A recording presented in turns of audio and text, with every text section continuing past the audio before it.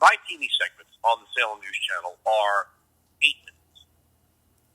And we have elements introing the segment and going out of the segment. So that leaves me about 6.5 to 7 minutes.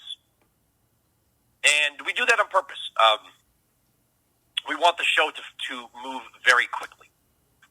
It's a different format. It's a totally different thing. Here, I can go deeper into a subject, into a topic, with an interview that just for the way time works in television, you got to move a little quickly. I had Tim Hale on the program the other day, and we were getting his story, and it had to be the synopsis short version. We can get a longer version here. Joining me on the program is Tim Hale, who served 3 years in prison for charges related to January 6th. And I think we're learning something here, Tim, that it's not enough that you were incarcerated. The media is now trying to convince people that you're some kind of neo-Nazi. So let's just get this out of the way. In your own words, are you or have you ever been a neo-Nazi? No, I am not, nor have I ever been a neo-Nazi or a far-right extremist. It's great to speak with you again, sir. So basically, I've been an internet troll for like 20 years, and I've been producing... I was going to say, push back on this hard, because what they're doing to you and what they're doing to others, it's not enough that you spent 3 years in prison. The media is now hounding you after the fact. So feel free to push back as hard as you want on this. We got plenty of time. Yeah, I mean, it was basically a narrative that they assembled piecemeal. So initially they tried to say I was a Nazi because I had Mein Kampf in my book collection, but they failed to account for the fact that I was a history major and I had 1,000 books. So it's like, okay, so that didn't really work. So they kind of dropped that narrative. Then they went into my cell phone and they went a year back before January 6th to find a selfie of me. Poor taste, I can admit this. It was in poor taste, but it was a selfie of me with a Hitler mustache that I took during the COVID lockdowns when I was making satirical videos about Governor Phil Murphy and his fascistic lockdowns of New Jersey. Context. And I live in New Jersey. Context. So I know. Yeah. So context totally lost. Didn't matter. Never had my side of the story told. Public defender wouldn't defend me. And so basically, if you Google my name, it's the only narrative you're going to see. And then after my arrest, unfortunately, I was the union rep for the contracting group I worked at for the Navy base I lived on. I was a security guard. I was the union rep. When I got fired, no one was there to protect the guards I worked with from management or from NCIS. So a lot of them threw me under the bus. There were basically manufactured NCIS reports from March, months after my arrest, to corroborate the government's narrative that I was some racist. Now, keep in mind, not only am I from a mixed race... Hold on. You can use this to your advantage. You should run for governor of Virginia. Yeah, right? Yeah, or I could be Justin Trudeau, right? Didn't he dress up like that? It's like...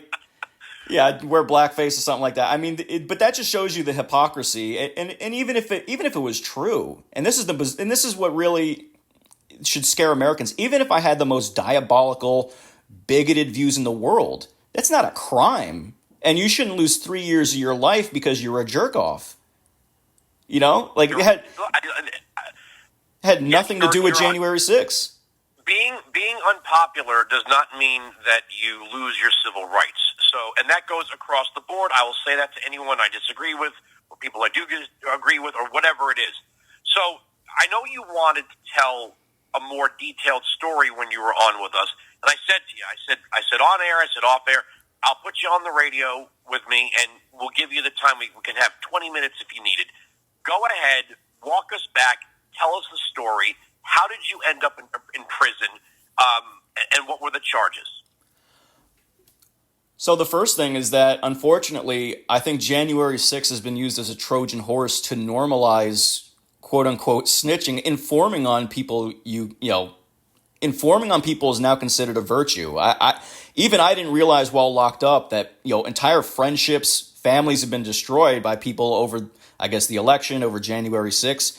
I've never seen the country more divided in my life. And so, basically, turning people over that you were close to because of politics now is totally cool.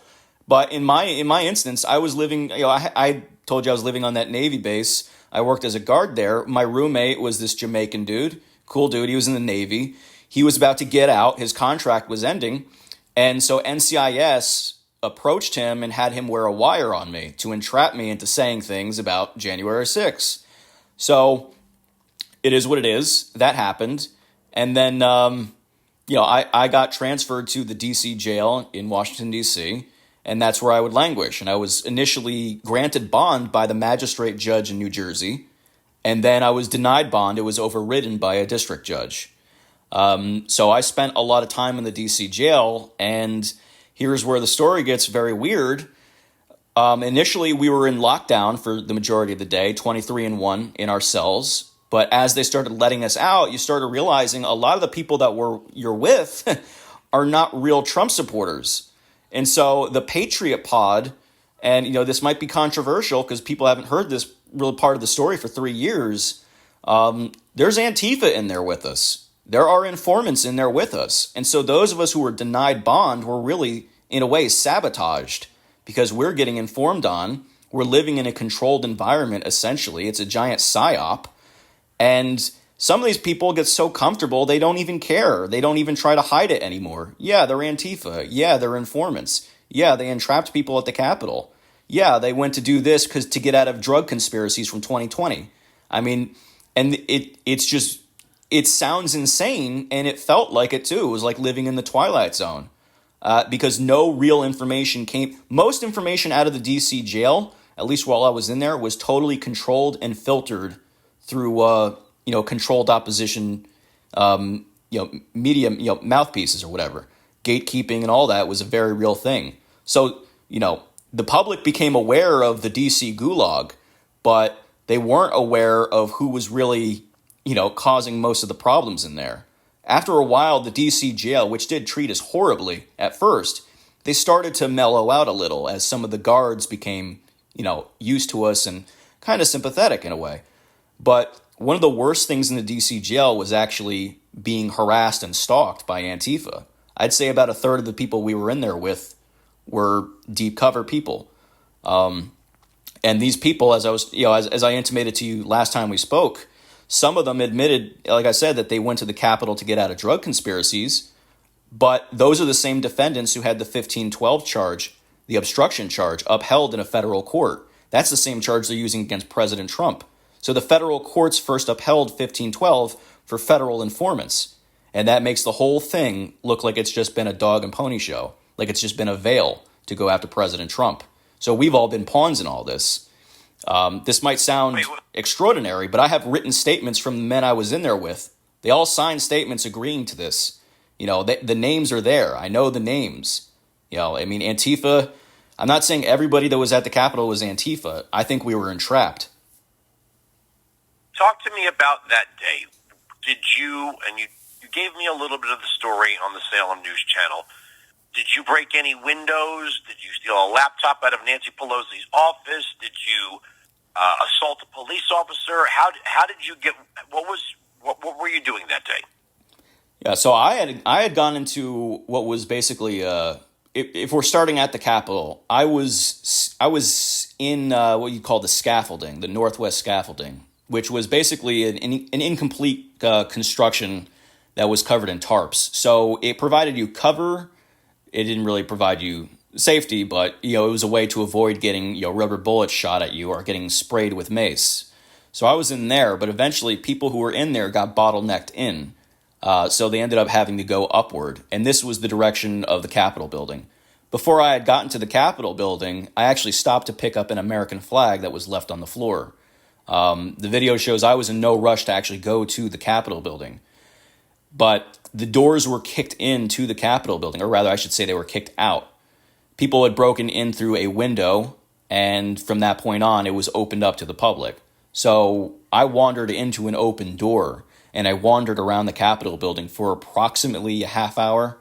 I'd say 30 to 40 minutes, actually. And you can see on the CCTV, and this is totally contrary to the violent Nazi narrative about me, I'm just wandering around in a suit and tie. I'm not really doing anything. I don't even know what to do, actually. I end up in a place called the Crypt, which is a circular room with statues. I'm taking selfies and posing with statues. I mean, it's it's kind of corny, but I mean, someone put a Trump flag in some statue's hand. I thought it was funny, I went into the Capitol Visitor Center, which was breached by federal informants like James Knowles, who's an unindicted co-conspirator of the Proud Boys, never charged. And that's the only reason I was even able to go in there. So I wandered into there, and I'm on video dancing. I mean, to me, to call it an insurrection is frankly a joke. Most of the violence that even happened inside the Capitol building was from federal informants. The situation inside the Capitol building was actually mostly peaceful, not even comparable to the outside. That's a funny phrase, right? Yeah. We saw the George Floyd protest. A mostly peaceful protest, yeah. You said something on TV, and I want you to reiterate it. You said something about how they had made some security perimeter after the fact, that they were inside the wire, outside of the wire. There's a word for it, or a phrase for it. I'm not recalling it. But you said something about you were in a spot, and then they were like, "Oh, you're in the no trespass. You're in the no go area," and you're like, well, "I didn't know this. There's nothing marking this." Do you remember that part of the segment? Can you certainly remind? Yeah. So a half hour before I showed up to the Capitol, a man named Ray Epps, who everyone knows now is a Fed, he had a group of people knock barriers over. It was guarded by maybe 4 Capitol police officers. It's actually really insane that this was supposed to be a restricted area, and so these people knocked barriers over. And this is a half hour before most people even started showing up. These people go along what's called the West Terrace. And even then, it seems very controlled because nothing's really happening. There are a few agitators who are yelling random things. But by the time I showed up, I have video on my phone. I've posted it on my Twitter. It shows people are just standing around doing nothing. They're chanting USA. They're singing God Bless America. And so there's this restricted area, quote unquote, but nobody knows this. There were signs that did say a restricted area, but they were cut down.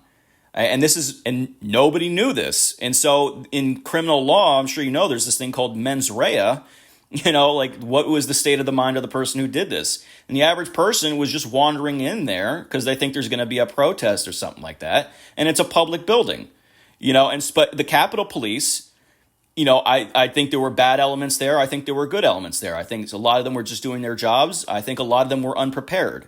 I also think there was incompetence. And I also think that there were people in the organization trying to incite a riot. And so what you have is that the Capitol Police, and then eventually, especially the Metro Police, actually, because they were far worse, they start attacking the crowd. And part of it is in reaction to the fact that there were a lot of feds and agitators who were along this second perimeter they end up creating, this piecemeal perimeter with bike racks. There are agitators and Antifa all along it. And so the cops end up reacting. But the thing is, they don't target specific agitators. They actually lob flashbangs into the middle of the crowd. And they're randomly macing teenage girls on the ground. And they're body slamming old ladies. And I have video of this, and I'm posting this kind of stuff, and it's only a fraction of what we were able to find in the D.C. jail. And this is why so many people were denied bond and kept in pretrial detainee status. And it's also why they're withholding all these thousands of hours of video. And it's why they're trying to blur faces for what little they do release. They don't want people to see feds in the crowd, and they don't want people to see the excessive force. It was like the perfect storm. And not everybody was bad on either side, but not everybody was good on either side. It's very complex, and I think the insurrection narrative was chosen beforehand. I told you that the guards in the jail, some of them were more honest than others, and they told us they cleared that jail out for us weeks before January 6th. So they knew. Wow. They knew. Yeah. That's a new one. Everyone. You hear that? That's amazing. Did you see any of the figures that the media has highlighted, like QAnon shaman, or the guy that took the podium, or the people that put their feet up on the desk in Nancy Pelosi? Did you see any of that? Were you in range for that? No, I never saw any of that. I did meet one of those guys, Big O, Barnett. I met him in jail. He was there for a little bit. He ended up getting bond. But the Q Shaman, he was in the jail before me. He got he got transferred because he needed an organic diet or something. So that was before I ended it. It was like a couple days before I actually got into the pod. I never met the lectern guy. But, it is interesting seeing some of the characters around me because, at that time I hadn't slept for days. I worked an overnight shift, like I said, as a contractor. I actually left work immediately that morning off my overnight shift to blast down, the road from Jersey to DC. Like, I'm pounding Bang energy drink, like, down the road, I don't want to miss this speech. And so it's just like, it's very surreal.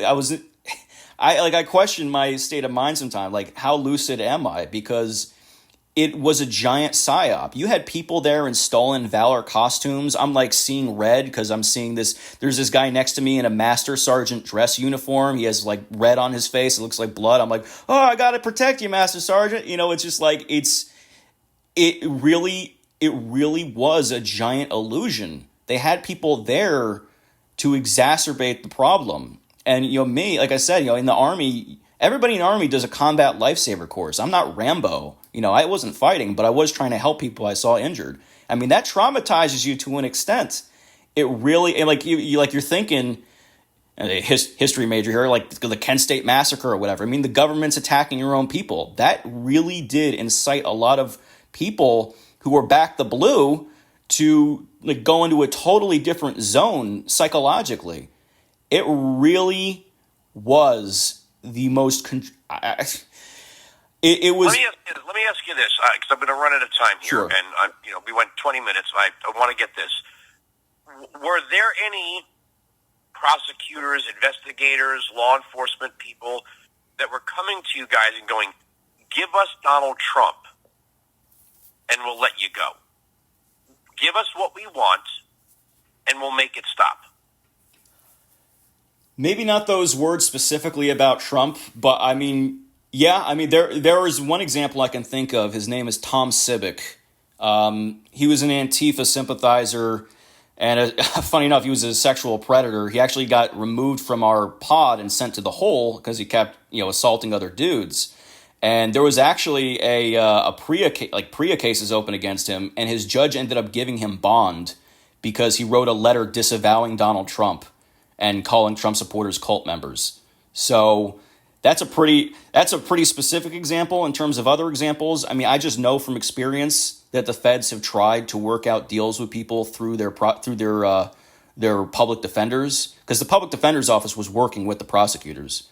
I mean, Jessica Watkins, she ended up having to get a new attorney because her public defender was actually Shelley Peterson, the head of the public defender's office. And she was calling basically all Trump supporters terrorists and racists and stuff like that. So, I mean, when your own public defender is telling you that you tried to steal their vote, it's kind of obvious where they stand on the issue. There was a lot of that. And unfortunately, a lot of even like bond motions were written without the permission of defendants blaming Trump for January 6th, which most defendants would not have gone along with that if they were aware of it.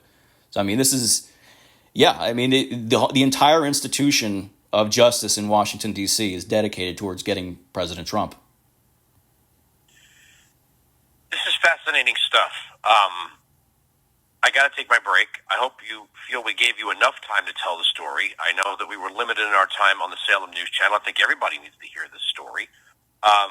Is there anything you want to promote, a blog, a website, a podcast, something? If people want to see some of the evidence that's been withheld, I mean, I think I kind of just proved Tom Webster got a wrongful, sentence of 10 years. I just posted a video that I think is exculpatory that's on Twitter. You can follow me at Tim Hale, criminally funny J6er. And if you want to support the families, go to patriotfreedomproject.com because the families are suffering just as much as the inmates are. Thank you. I really appreciate the opportunity to talk again. Well, 3 years in prison for that. You deserve a platform. All right, Tim Hale, you have a great weekend. Thanks for joining us. God bless. All right, 18695 Patriot.